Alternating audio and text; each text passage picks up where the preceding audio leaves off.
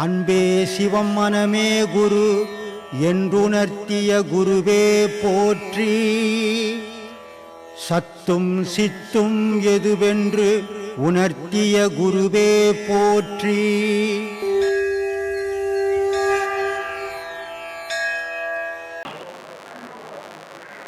இது எந்திரம் மந்திரம் இவைகளை விக்கிரகத்திற்கு வைப்பது ஏன் சுவாமி? சக்தியை உருவாக்குறதுக்குமா. இப்போ ஒரு சொல்லு இருக்குது, அந்த சொல்லு இப்போ சினிமாவில் எல்லாம் மந்திரம் சொல்லுவாங்க.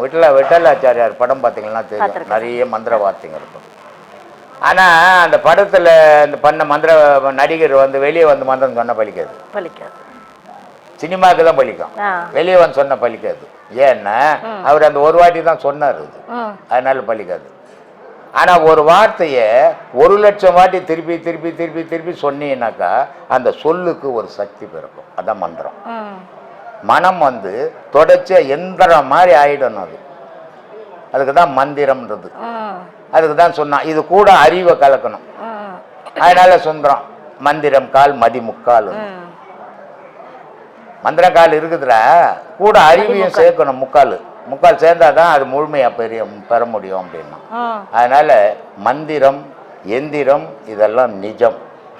ஆனால் செய்யறவனை பொறுத்து இருக்குது. அது எல்லாரும் நான் போய் மந்திரம் பண்றேங்கன்னா பலிக்காது, நீ போய் எந்திரம் எழுதுறங்கன்னா பலிக்காது இல்லையா? இப்போ பொம்பளைங்க வீட்டுங்களில் பார்த்தீங்கன்னா பெரியவங்க தெரியும், ஒரு சுளுக்கு பிடிச்சிக்கிச்சு, எங்கேயோ ஒரு இடுப்பு பிடிச்சிக்கிச்சு, இல்லை காலு சுளுக்கு பிடிச்சிக்கிச்சு, டாக்டர்கிட்ட போனால் ஒரு 5,000 ரூபாய் வைக்கணும் அவர்கிட்ட பச்சா இல்லையா?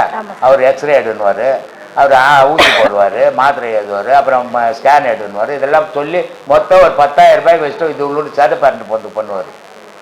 ஆனால் வீட்டில் இருக்கிற மூதாட்டிங்க சும்மா காலில் அப்படி தடவுவாங்க, தடவுனா நல்லாயிடும். ஆனால் அந்த மூதாட்டி தடவுனா நல்லாயிடும், நான் போய் தடவுனா இருக்கிற காலம் போடும். இது சில அமைப்பு பிறப்பினுடைய அமைப்பால இயற்கையில் அது நடக்குது. ஆனால் அது எல்லாராலையும் செய்திட முடியாது. அந்த மாதிரி செய்தாங்கல்ல, நான் செய்யறேன்னு செய்ய முடியாது இல்லையா? அந்த மாதிரி இந்த மந்திரங்கள் சில பேருக்கு தான் பொருந்தும், சில பேருக்கு பொருந்தாது. இல்லைன்னா எல்லாரும் மந்திரவாதி ஆகிக்கலாம், ஆக முடியாது. ஏன்னா மனம் நிற்காது. மந்திரம் கத்துக்கிற வரைக்கும் பெரும் ஆபத்து. உண்மையா மந்திரம் கத்துக்கணும், அவன் அந்த மந்திரம் கத்துக்கிறதுக்குள்ள கூட இறந்து போயிடுவான். நைட்டில் 12 மணிக்கு தண்ணியிலெல்லாம் இறங்கி மந்திரம் பண்ணணும் ஒண்டியா, அவன் பயத்திலேயே கூட தண்ணியிலேயே செத்து போயிடுவான். சும்மானா புக்கை படிச்சுட்டு மந்திரம் சொல்றதுல உண்மையான மந்திரவாதியை நான் சொல்லிங்கிறேன்.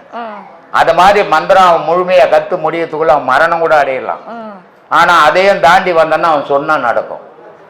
ஏன்னா அவன் அந்த சக்தியை உருவாக்கிக்கின்னு சொல்றான். ஆனா ஒண்ணுமே இல்லை, அது புக்கை படிச்சு போட்டு சொல்லிக்கின்னு செல்லுபடி ஆகாது. அப்படி இருக்குதும்மா. இப்ப தெய்வ உருவகங்கள் எதன் அடிப்படையில் உருவாக்கப்படுகிறது? தெய்வ உருவகங்கள் அந்த சிலை எதை வச்சு உருவாக்குறாங்க? நீ வழிபடுறதுக்காக உருவாக்கப்படுது, உன்னை வச்சுதான் வழிபடுது. தெய்வத்தினுடைய உருவங்களை பார்த்தீங்கன்னா யார் மாதிரி இருக்குது? நம்மள மாதிரி தானே இருக்குது. நம்மளை வச்சுதான் அதை உருவாக்குந்த. அதான சொன்னா, தலை தாண்டா கோபுரம், வாய் தாண்டா வாசப்படி, உடம்பு தாண்டா இது நீட்ட. ஊனுடல் ஒரு பெருங்கோயில், உள்ளம் ஒரு ஆலயம், கல்ல புனல் நீக்கி கருத்தோடு இருப்போருக்கு தெல்ல தெளிவான பரஞ்சோதிடான். வாயே வாசப்படி, தலையே கோபுரண்டான்னா. அப்போ அங்க வச்சுக்கிற தெய்வ சிலையே நம்மளை வச்சுதான் வச்சுக்குது.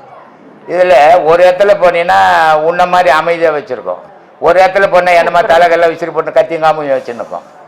இது என்னம்மா தெய்வத்தில் இப்படியெல்லாம் இருக்குமானா, தெய்வத்துக்கு இதெல்லாம் தேவையில்லை. ஒரு கண்ணு பார்த்துதான் உலகம் அழிஞ்சு போடும். ஆனால் நம்மளை வச்சுக்குதாங்க, உன் குணத்துக்கு ஏற்ற மாதிரி உன் சிலையை வச்சுக்குது அமைதியா. என் குணத்துக்கு ஏற்ற மாதிரி விகாரமாக கத்தியும் கப்படாம குத்தி வச்சுக்குது. மனுஷன்ல இத்தனை வகை இருக்கிறோன்ற அந்த காட்டத்துக்காக உருவ சிலைகள் அமைச்சிருக்குது. ஆகமியம், பிராரத்தம், சச்சிதம் இதை பற்றி கூறுவோம். எல்லாம் அமைதிக்காக செய்யப்படுறதுமா. ஒரு இடத்துல உட்கார்ந்து செய்யறது தான் இது மூணுமே. இல்லைன்னா அதை மூணும் நீ அமைதியாக செய்ய முடியாது. இந்த நிலையெல்லாம் நீ அமைச்சுக்கணும், உட்காரணும். அதுதான் இதெல்லாம்.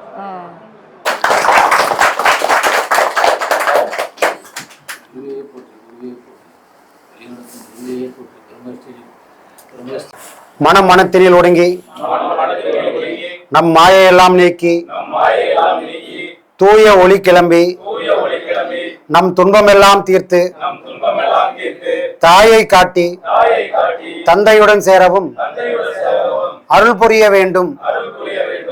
எல்லாம் வல்ல சத்குரு பிரம்மஸ்ரீ நித்யானந்த சுவாமிகள் மலரடி சரணம் சரணம் சரணம்.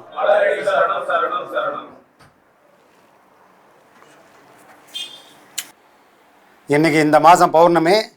இங்கே இப்படி உக்காந்துருப்போம், நம்ம யாரும் எதிர்பார்க்கல. இது காலத்தோட கட்டாயம். நம்ம யாரையும் குறை சொல்ல போகிறதில்ல. ஏன்னா சில விஷயங்களை சிலரால் பண்ண முடியும்னா காலம் அதை நோக்கி அவங்கள தள்ளும். அதை யாராலையும் மாற்றவே முடியாது. கௌரவர்கள் 100 பேரை விட பஞ்சபாண்டவர்கள் 5 பேருக்கு பலம் அதிகம். ஆனால் பலம் அதிகம். அவங்க அமைதியாக விட்டுருந்தாங்கன்னா, அசினாபுரத்தில் அவங்கள அமைதியாக விட்டுருந்தாங்கன்னா பஞ்சபாண்டவர்கள் யாரும் தெரிஞ்சிருக்காது. கௌரவர்கள் யாருன்னு யாருக்கும் உலகம் தெரிஞ்சிருக்காது. சரி எது தவறு எதுன்னு இந்த உலகம் பாடம் கற்றுருக்காது. அப்போ பிரிக்க வேண்டிய சூழ்நிலை வரும்போது இவங்க 2 பேரும் தள்ளி வச்சு உலகம் வேடிக்கை பார்க்குது. அதற்காக நல்லவங்களை நிறைய சோதனை கொடுக்குது. அவங்க எதிர்த்துனாங்கன்னா அவங்கள அடிக்கவே முடியாது. ஆனால் வஞ்சகத்தால் ஒரு வீரனை பல வீரனை யாரெல்லாம் மானமே உயிர்னு வாழுறாங்களோ அவங்களாம் மிகப்பெரிய வீரர்கள். ஆனால் அப்படி வாழ்ந்தவங்க எல்லாரும் இந்த வாழ்க்கையில், உலக வாழ்க்கையில் நிறைய பேர் தோற்று போயிருக்காங்க. காரணம் என்ன? அது எப்படி மானமே உயிர் அப்படின்னு வாழ்ந்தவங்க சாகலாமா அப்படின்னா அவங்க எப்படி செத்தாங்கன்னு பார்த்தாங்கன்னா யாருமே அவங்கள போராடி ஜெயிச்சே இருக்க முடியாது. கூட இருந்து துரோகத்தால் மட்டுமே அவங்கள வீழ்த்திருக்கிறாங்க. இது வரலாறு முழுக்க இப்படி தான் நடந்துட்டு இருக்குது. யாராலையும் வாழவே முடியாது. ஏன்னா எதிரில் நின்னால் நம்மளால் என்ன வேணால் பண்ண முடியும், போராட முடியும், அதுக்கான சாத்தியங்கள் இருக்கு. ஆனால் உறவாடி கெடுப்பது அப்படின்னு ஒரு நிலைக்கு போகும்போது தான் எவ்வளோ பெரிய வீரர்களாக இருந்தாலும் ஒரு நாள் அவங்க தோற்று போக வேண்டிய காலகட்டம் தன்னால் வந்துடும். அப்படி ஒரு காலகட்டம் தான் பஞ்சபாண்டவர்களுக்கும் நடக்குது. அவங்கள உறவாடி கூப்பிட்டுன்னு பாப்பா விளையாடலான்னு ஒரு ஆட்டத்தை விளையாட்ட ஆரம்பித்த ஒரு ஆட்டம் வினையாக மாறி கடைசியில் மன்னனாக இருந்தவங்க வனவாசம் போக வேண்டிய சூழ்நிலை வந்தது காலம். இவங்க மன்னனாக இருந்திருந்தால் பஞ்சபாண்டவர்கள் இன்றைக்கி நாம் சொல்லியே இருக்க மாட்டோம். ஆனால் இவங்க ராஜாவாக இருந்தவங்க என்னைக்கு ஆண்டி கோலம் ஆனாங்களோ அன்றைக்கி தான் உலகம் அவங்கள பார்க்குது. அந்த வனவாசம் வரைக்கும் அவங்க வாழ்ந்த வாழ்க்கை தான் நம்மளோட வாழ்க்கையும் ஒன்று தான். இது தர்மத்தை நிலை நாட்டுறதுக்காக போராட்டம். அதுக்காக அவங்க போய் கௌரவம்லாம் கொண்டாங்களே, நாம் போய் யாராவது கொல்ல போகிறோன்னா நமக்கு அது வேலை இல்லை. நாம் நம்மளுடைய மனசை கொள்றதுக்கு வந்தவங்க. இன்னொரு உயிரை கொள்வது நம்ம நோக்கம் இல்லை. ஏன்னா நம்மளுடைய நோக்கம், நம்மளுடைய அடிப்படை ஐயாவோட சித்தாந்தம் ஜீவகாருண்யம்.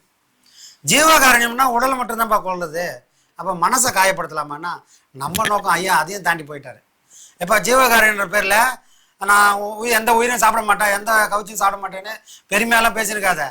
ஒரு மனுஷனை மனசளவில் நீ காயப்படுத்தினால் நீ ஜீவகாருண்யத்துக்கு தகுதி இல்லாதவன் ஆகிடுவ. இது ஐயாவுடைய ஒரு வார்த்தை, ஒரு சத்தியம். எப்படி வாழணும்? ஒரு உயிரை கொல்றது மட்டும் இல்லைப்பா, மனசால ஒருத்தனை நீ வேதனைப்படுத்திட்டாவே அது அந்த உயிரை கொன்றதுக்கு சமமாயிடும். அதனால மனசாலேயோ உடலாலேயோ நாம் யாருக்கும் தீங்கு செய்ய வேணாம். யாராவது 1000 பேர் நமக்கு தீங்கு செய்யட்டும். நாம் போராடி ஐயாவோட புகழை கலங்குற விளக்கு மாதிரி இந்த உலகத்துக்கு கொண்டு சேர்க்க வேண்டிய கடமை, பொறுப்பு அதை நம்மளால தான் முடியும்னு ஐயா நியமிச்சுக்கிறதுனால கண்டிப்பாக இன்றிலலாம் ஒரு நாள் அது நடந்தே தீரும். அதை நோக்கி தான் நம்மளை காலம் தள்ளிக்கின்னு போகுது. இல்லைன்னா இப்படி ஒரு சோதனைகள்லாம் வராது. இது யாரையும் நம்ம குறை சொல்ல போகிறது இல்லை. இந்த சோதனைகளே நம்மளை பக்குவமாகறதுக்காக தான். அர்ஜுனன் சில விஷயங்கள்லாம் கிடையாது, அவன்கிட்ட வில்வித்தை இருக்குது. ஆனால் தன்னோட எதிரிகள் யாருன்னு அவன் அடையாளம் கண்டுட்டான். தன்னோட எதிரிகள் யாருன்னு அடையாளம் கண்டவனை அவங்களெல்லாம் அழிக்கணும்னா நம்மக்கிட்ட இருக்கிற இந்த ஆயுதங்கள் போதாது. அப்போ என்ன பண்ணணும் அப்படின்னா சிவபெருமானுக்கிட்ட இருக்கிற அந்த பாசுபதாசுரம் நமக்கு வேணும். அது எப்படி போய் வாங்குறது அப்படின்னா நீ தவம் பண்ணி ஆகணும். இப்போது நாட்டில் ஆண்ட மன்னனை காடால வச்சுட்டான். காடாண்டவனுமே அவன் வேதனையில் வாடலை. தன்னை பலப்படுத்துறதுக்கான ஒரு வழியை கண்டுபிடிச்சி அந்த அஸ்திரம்லாம் வாங்கி எதிர்காலம் என்ன நடக்க போகுதுன்னு தெரிஞ்சு அந்த எதிர்காலத்துக்காக பஞ்சபாண்டவர்கள்லாம் தயாராக எங்கே இருக்கிறான்? காட்டில் இருக்கிறான். பாசுபதாசுரம் இறைவன்கிட்ட வாங்குறான். வாங்கி அதே மாதிரி அவன் எதிர்பார்த்த மாதிரி ஒரு காலம் வந்து அநியாயம் அழிஞ்சு தர்மம் தழிச்சு ஓங்கின மாதிரி நமக்கும் ஒரு காலம் வரும். நம்மளுடைய மனவேதனைகள்லாம் ஒரு நாள் தீரும். அதனால் நம்ம யாரையும் போய் அடிக்க போகிறது இல்லை. நாம் வாழும் வழியை நம்ம குருநாதர் சொல்லி கொடுத்துருக்கிறார். நாம் புழைக்க வந்த கூட்டம் இல்லை, வாழக்கூடிய கூட்டங்கள். புழைக்கணும்னா 1000 வழி இருக்குது, வாழணும்னா ஒரே வழி தான் இருக்குது. அந்த ஒரு வழி போனால் என்ன ஆகும்? இப்போ இருக்கிறத விட நிலைமை கொஞ்சம் மோசமாக ஆகும்.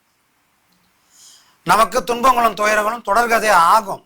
சத்தியத்தை நோக்கி யாரெல்லாம் பயணம் பண்ணுறாங்களோ அவங்களுக்கு துன்பமும் துயரமும் கண்டிப்பாக வந்தே தீரும். இதை தெரிஞ்சுக்கினே தான் அந்த வழியில் போகணும். என்ன சாமி நல்ல வழின்னு போனேன், இவ்வளோ சோதனைகள் வருது, பேசாம இந்த வழியை விட்டுலாமா அப்படின்னு போனால் சத்தியத்தை பிடிச்சதுக்கான அர்த்தம் இல்லாமல் ஆயிடும். இந்த பாதையில் போனால் இப்படி தான் நடக்கும்னு ஏற்கனவே ஒருத்தர் சொல்லிட்டாரு. எப்போ இங்கே யாரும் வராதிங்க, எல்லாரும் வாங்க வாங்க வாங்கன்னு கூப்பிட்டு இருந்த காலத்தில் வராதிங்கப்பா, வந்தீங்கன்னா கஷ்டப்படுவீங்க. ஏன் சாமி கஷ்டப்படணும்? நல்ல வழியில் போனால் ஏன் கஷ்டம் வரணும் அப்படின்னா, நல்லதை நோக்கி போனால் துன்பங்கள் வரும். ஏன் வரும் அப்படின்னு சொன்னால், ஒரு உலகமே நோக்கம், என்னோட இன்பமே நோக்கம்னு வாழக்கூடிய ஒரு மனுஷன் அடுத்து என்ன வரும், அதை நான் எப்படி ஃபேஸ் பண்ணலாம்? எனக்கு அறிவு கம்மியாகுது, அப்போ அறிவை தீட்டு. எனக்கு வசதி கம்மியாகுது, வசதி அதிகப்படுது. எனக்கு செல்வாக்கு இல்லை, செல்வத்தை உயர்த்த பண்ண அப்படின்னு உலக வாழ்க்கையோடு வாழக்கூடிய ஒரு மனுஷன் தன்னோட பலவீனம் இப்படி தான் இருக்கும்னு நினச்சிப்பான்.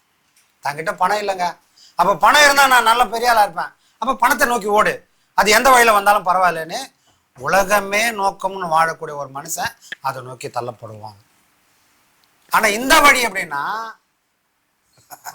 நாம நல்ல நிலையில இருந்திருப்போம், நமக்குன்னு ஒரு தொழில் இருக்கும், நமக்குன்னு 4 ரூபாய் வருமானம் இருக்கும்.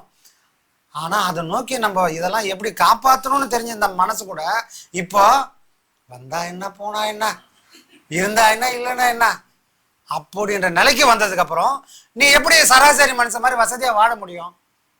அப்ப வாழ முடியாது. அப்ப துன்பம் உன்னை தேடி தானா வந்துடும். நாம துன்பத்தை தூக்கி போல. ஆனால் இந்த பாடத்துக்கு வந்தவனே நாம எல்லாரும் சிந்திக்கிற மாதிரி சிந்திக்கிறத மறந்த உடனே துன்பங்கள் தானா வரும். ஏன்னா சாப்பிடணும், உனக்கு வேணுமா வேணாமோ பசி கேட்கும், வயிறு கேட்கும், எப்பா ரெடி ஆகிட்டம்பா எதனா போடணும், அதுக்கு தேவைகள் இருக்குல்ல. அப்போ இந்த உலக ஆதாயம் வேணும்னா எனக்கு கொஞ்சமாவது பணம் வேணும். அந்த பணத்தை காப்பாற்றக்கூடிய அறிவு வேணும்னா இந்த ஆன்மீகம் அது கற்றுத்தருமானா இந்த ஆன்மீகம் கற்றுத்தராது. என் பாக்கெட்டில் இருக்கிற பணமும் பறி கொடுக்குற ஒரு சூழ்நிலை வந்துடும். அதுதான் உண்மையான ஆன்மீகமே.